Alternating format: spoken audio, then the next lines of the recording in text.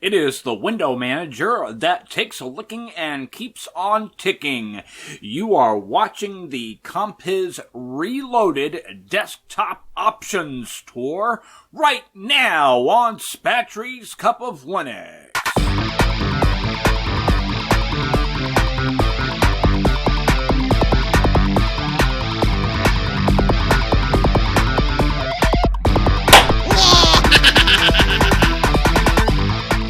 And here we are at another fabulous episode in the series where now we are going to be taking a tour through the desktop options available in Compiz-Reloaded version 0.8.12.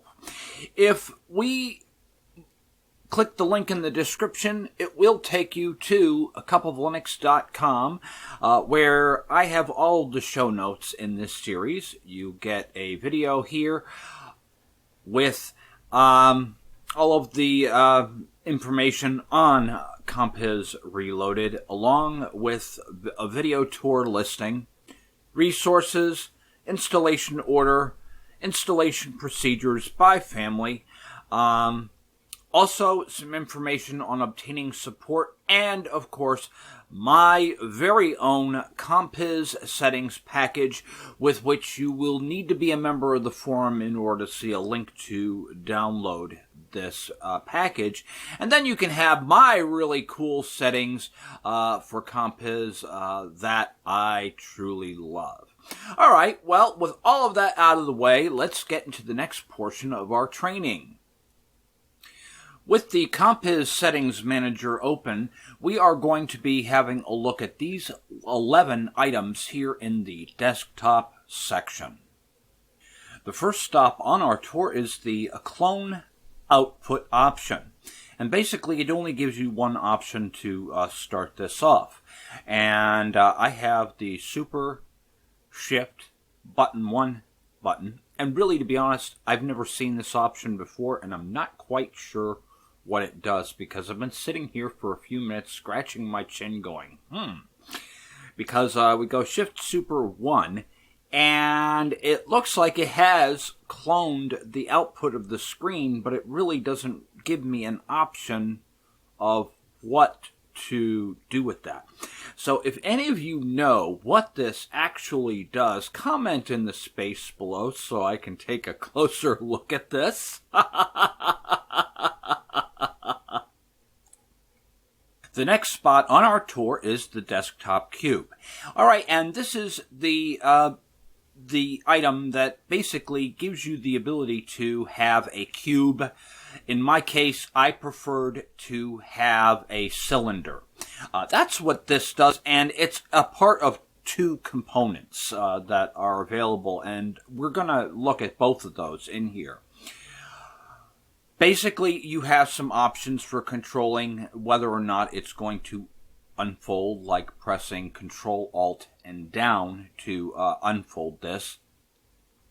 You can define the next slide or previous slide, and then you can define whether you want to have multiple cubes, one big cube. I just have the one big cube option because I only have 3 desktops enabled on this. Okay, and then you can also define its acceleration speed and time steps when you're going through the transition of the desktops here. You can also define its appearance, and you'll see on mine, I don't have any, I actually have an invisible PNG file on the caps. And that's the very top and the bottom, but you can actually define what those caps are going to be. In this case, it doesn't look like I have any. And then you can define the sky dome here, and the sky dome is that background image you see here. Okay, so I have the sky dome, and then by having it with the animation selected, if I uncheck that, you're going to see that just the items that I have here are not, the background is not animating, but we can check that again, and now the background will animate gives it that added little level of realism and that sort of thing. You can also define a gradient if you want to in this area, and I chose those colors. They're not displaying here, but if I were to eventually go in and enable another component, if I want to allow it to be able to do reflections and stuff like that, you would see where that happens. Okay, and then you also have transparency for this. So you'll see that there's some opacity during the rotation. See how there's a little bit of opacity on the desktop and that sort of thing? That's where you would set that up right here, opacity when not rotating. So if we were to actually bump this down, you're going to notice now that there is some opacity when this is not being rotated, and you can actually see that, you know, you can see some of the windows and that sort of thing that I have in the background. That is a resource hog to do that. That is why I always have this set up with the opacity at 100, so that there isn't any transparency, because then it's not really drawing those other sides.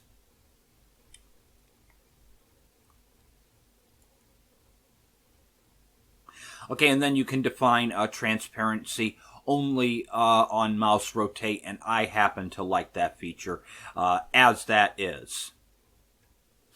The next option is the desktop wall feature, and this conflicts with the desktop cube, the rotate cube, and the cube 3D models options that you notice that I have on my screen. So I had to disable those just to be able to show this to you.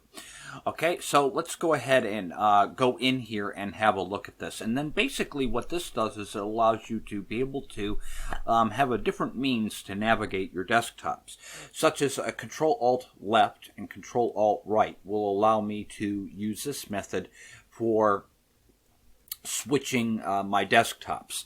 All right, and there are a number of other options. You have different types of preview scaling, background gradients, thumb gradients, and highlight gradients. I really haven't used this option because I just don't like this one as much as the Expo effect that we'll look at next. But you do have wraparound options if this is something you want to use. You can also define your different key bindings with this.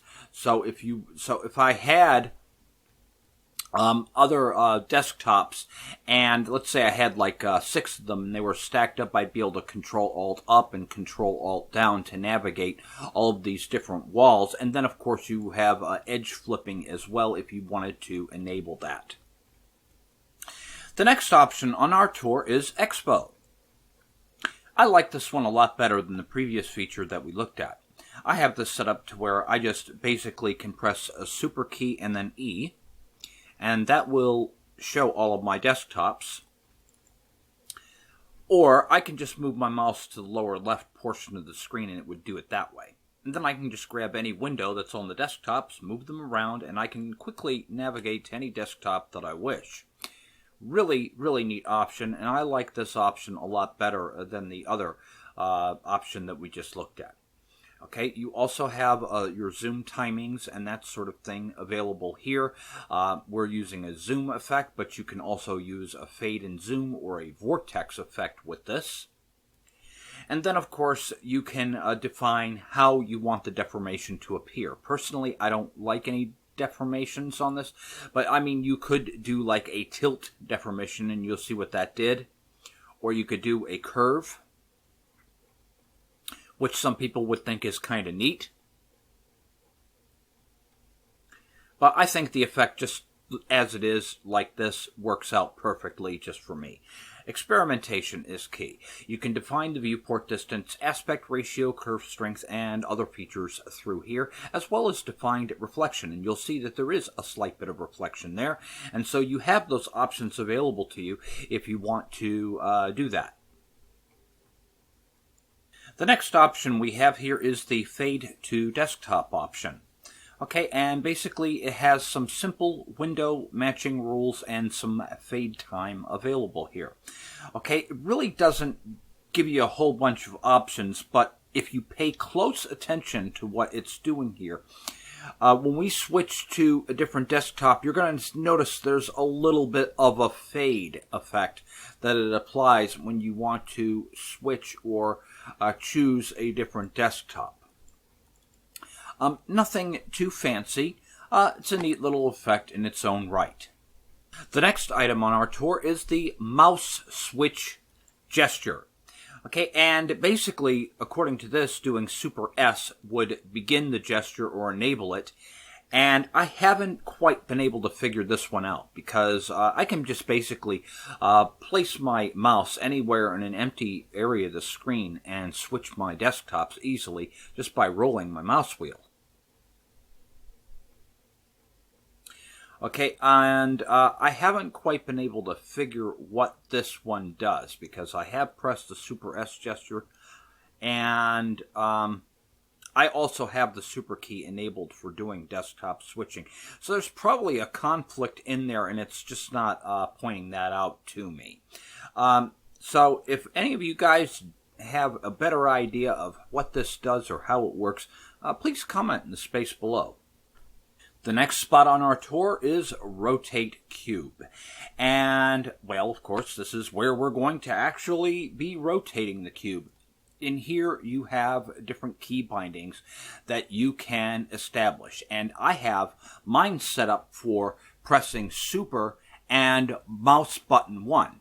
And that allows me to basically do the cube rotation there. I happen to like that. But I can also use Control-Alt-Left and Control-Alt-Right. So you have a bunch of different key bindings, and this is very important. If you want to be able to rotate to a specific cube face, you can define the keys here, and you can have a lot of different faces on here.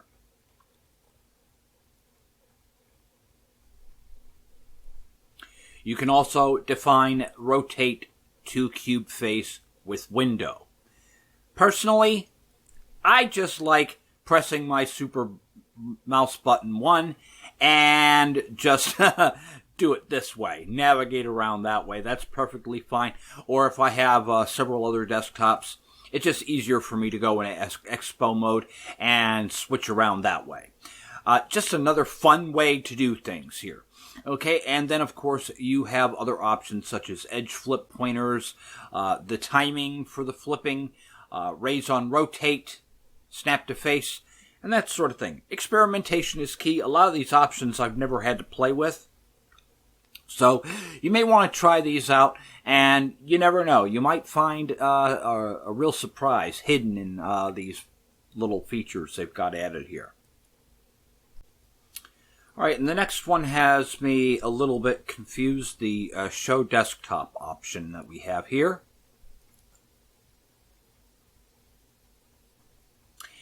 And you have movement direction to corners. Let's try this out and see what happens here, because I'm seeing like movement and that sort of thing.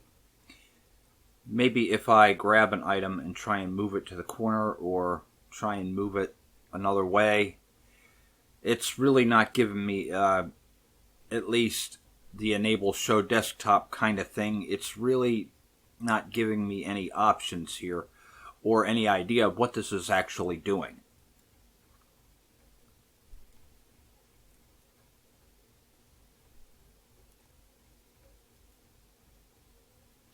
You can also define window opacity or window part size, but really this is just another one of those features I haven't been able to figure out yet. So if any of you guys have any hints or ideas on what this particular feature does, definitely throw that at me, and yeah, it might be a benefit to the community if we know what some of these features do. The next option on our tour is static windows, and this could be useful for those of you who may have a dock on your screen. Personally, I don't have one, but basically it'll just allow you to keep windows such as your dock static. So, for instance, if you were to go into a cube rotation, that sort of thing, what it would do is it would keep that panel static. Okay, and it looks like what it has done here is it is also done a fun little effect with my panel on the top of the screen here. Looks like it's attempted to make that static, but it's also distorted it there.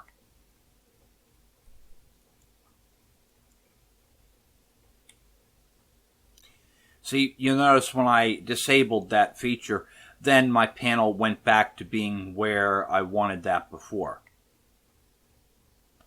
The next item on our tour is the Viewport switcher, and I think this is a component that is part of something else, because there are several different switchers that are available. And you'll notice in this particular case, I have this kind of switcher enabled on my system. I happen to like this one the best out of all of them. And so I believe that this is just a component that is required by some of the other effects that are available. Because I don't have any of these things enabled, such as beginning the viewport switching, going to the specific viewport, or you know, a desktop-based viewport switching.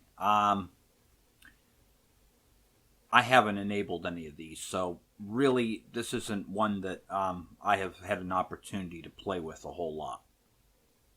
The next item on our tour is the widget layer. And this is good for those of you who use Conky. Alright, you've got a desktop monitor and that sort of thing, and you'll see up here on the upper right corner of my screen, I actually have all of my gauges, weather, everything on my panel, and that's where I like it. But by pressing F9, you can toggle your widget display, and this is a separate layer that would hold Conky and that sort of thing. Let me turn that off here.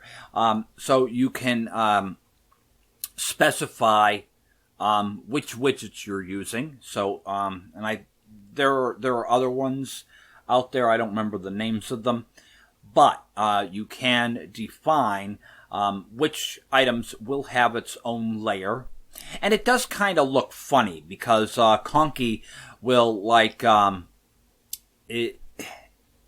it's hard for me to describe, but basically what it does is it'll actually make part of its background from your desktop wallpaper static and that sort of thing. And I really don't like how this particular effect works. I haven't had a chance to play with this because I really don't use Conky. All right, and then of course you do have other options such as the background in widget mode. Its background brightness and saturation. But basically, this is good for you Conky fans out there, and you want to have an additional layer for your Conky meters and that sort of thing. As stated, I have everything in the upper right corner of my screen, so that's probably well enough for me. Alright, well that is all I have on the desktop options tour, and I do realize there are a few things that I really couldn't cover that well in today's demonstration, such as, you know, the cloning output, the viewport switcher, the show desktop feature, and the static Windows features, but pretty much these are options that I don't really use very much. But all of these other features, I think these are probably the more popular ones that everybody really gets a thrill out of, and that sort of thing. So all I can say is experimentation is key. You know, play with the options and use the effects that you like the most. And I do know that the Compiz-Reloaded team is still working on this, and they're still bringing new innovations to the table. Just today, just before shooting this video, I noticed that there were some new there were some new builds being pushed up to Git because Manjaro gave me the option to upload some of these components. So you can rest assured with the Compiz-Reloaded, there is a magnificent team of bright individuals working on this project for us, keeping the Compiz 8 series alive for us. Awesome sauce indeed. And of course, in my next video, I might have to do this in 2 parts. I'm not sure. We'll play it by ear and see what happens. But our next part in the series, we are going to cover the 3D effects and all of the eye candy. I know a lot of you will be waiting for that one. So I need to make sure that I back up my settings for this episode so that in case I mess up things, I'll be able to put everything back the way that I had it. So we'll see you next time with the effects episode.